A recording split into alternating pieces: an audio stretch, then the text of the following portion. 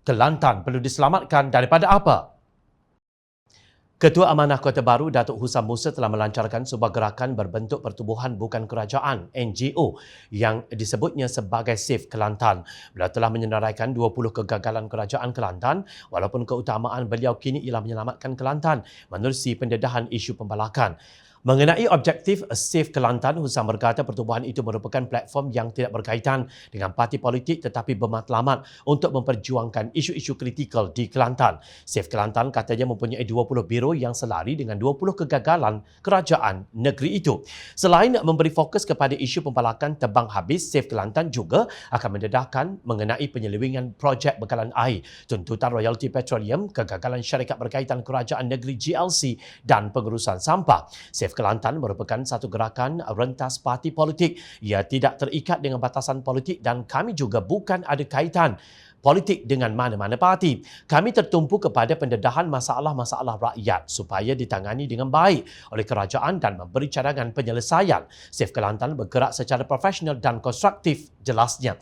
Beliau berkata demikian dalam satu program Husam Musa Save Kelantan dalam sesi dialog bersama pengamal media Kelantan yang disiarkan oleh Maba Channel pada 26 April 2022. Katanya inisiatif itu diambil selepas tiada lagi badan atau pihak yang berani membuat teguran secara terbuka dan telus kepada kerajaan negeri Kelantan hari ini. Bagi saya tiada masalah untuk objektif menjaga kepentingan masyarakat ini dicapai asalkan semua pihak dapat kerjasama tanpa mengira fahaman parti politik masing-masing, katanya. Husam juga mendakwa pembalakan dan penerokaan kawasan hutan di Kelantan sudah menjangkau kawasan lebih 600,000 ekar setakat ini. Menurut beliau, proses semak dan imbang dalam kerajaan Kelantan selepas pilihan raya umum lalu tidak berlaku. Lebih-lebih lagi selepas PAS dan UMNO saling bekerjasama. Pada masa sama, beliau mengaku akhirnya amanah juga tidak berbuat apa-apa untuk menangani keadaan itu selain tiada individu yang berpengalaman dalam selok-belok pentadbiran kerajaan negeri Kelantan.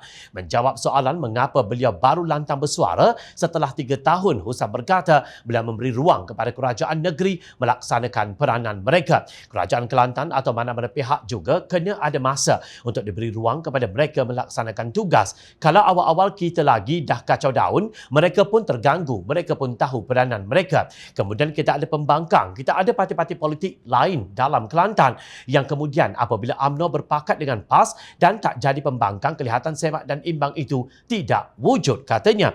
Walaupun pemimpin UMNO ada menegur kerajaan negeri yang diketuai PAS itu, namun ia berlangsung secara agak mesra. Katanya setakat pemerhatian banyak amalan dalam kerajaan negeri tidak difahami oleh orang yang tidak pernah berada dalam kerajaan.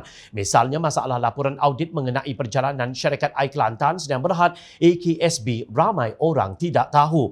Orang ini dia tidak tahu perjalanan kerajaan. Bila dah hampir 3 tahun lebih tidak ada satu suara yang berkesan, maka yang betul-betul concern kepada saya adalah kehilangan khazanah hutan yang ramai orang tidak faham, ujarnya.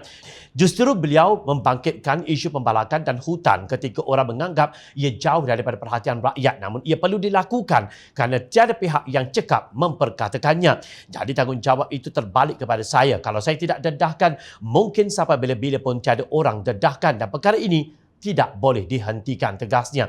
Difahamkan antara individu yang terlibat dengan Save Kelantan ialah aktivis pertanian negeri Hishamuddin Ghazali yang lebih dikenali dengan panggilan Syam Ghaz, Ketua Amanah Rantau Panjang Shah Jihan dan bekas pengerusi Yayasan Dakwah dan Islamiah Malaysia Yadim Nik Omar Nik Abdul Aziz. Nah, kita sudah ada Ketua Panglima Perang di Kelantan. Sokonglah gerakan Save Kelantan jika anda mahu keluar daripada kebejatan yang berlaku sekarang ini. Jangan hanya berebut untuk menjadi calon dalam pilihan raya umum. Ingat, rakyat sentiasa memerhati.